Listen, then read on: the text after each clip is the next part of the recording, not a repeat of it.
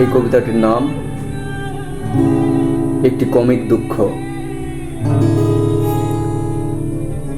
আমি ভূমিষ্ঠ হবার আগে আমার জন্য রচিত হয়েছিল একটি কমিক দুঃখ মাখা বিমূর্ত কবিতা।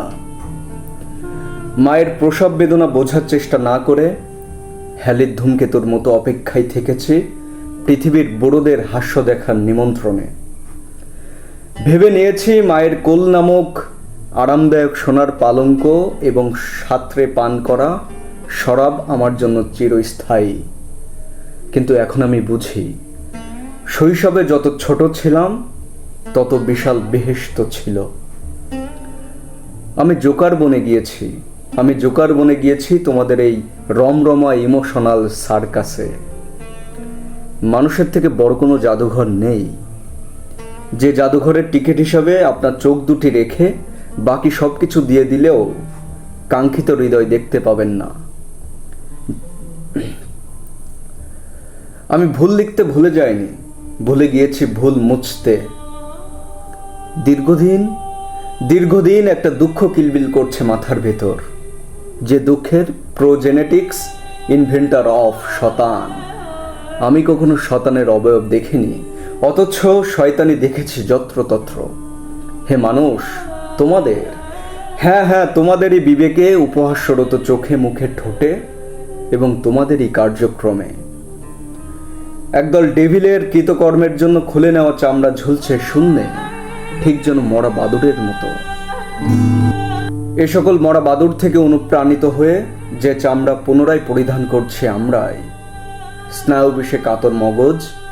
আমি এতটাই বোকা যে অন্যকে নিষেধ করে নিজেই সে কর্মে পারদর্শী হয়ে উঠছি।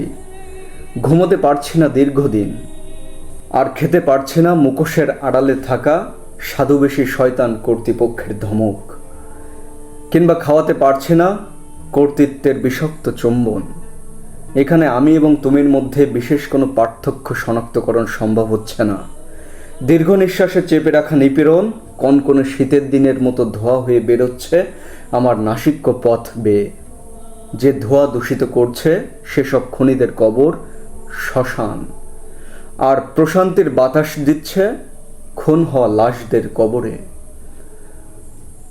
তুমি হুলস্থুল ঝড় থেকে পরিত্রাণ পেলে ঠিকই, কিন্তু সেই ঝড় নিজের মধ্যেই লালন করছো পুনরায়। হে আমার সহজাত, আমরা কবে মানুষ হব জানেন? যখন নিজের ত্রুটি লিপিবদ্ধ করে নিজের বিরুদ্ধে বিদ্রোহ করব সেদিন। না, আমি আর নিতে পারছি না এসব আত্মতুষ্টির ভোগান্তিতে থাকা মানুষের কথা। আমি নিজেও ফেরেশতা নই, আমি তোমাদের চেয়েও বড় কোনো ভেজা বিড়াল। এখানে আমি এবং তুমির মধ্যে বিশেষ কোনো পার্থক্য শনাক্তকরণ সম্ভব হচ্ছে না। বাহ্যিক চোখ কেঁদে কেঁদে অন্ধ হয়েছে ঠিকই, কিন্তু অন্তর চোখ এখনো প্রতীক্ষিত পৃথিবীর সুচিস্মিত হাসি দেখার নিমিত্তে।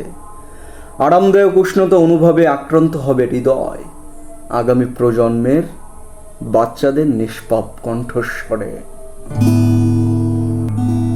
লালন একটি কথা বলেছিলেন, ঈশ্বর সব মানুষের মধ্যেই আছেন।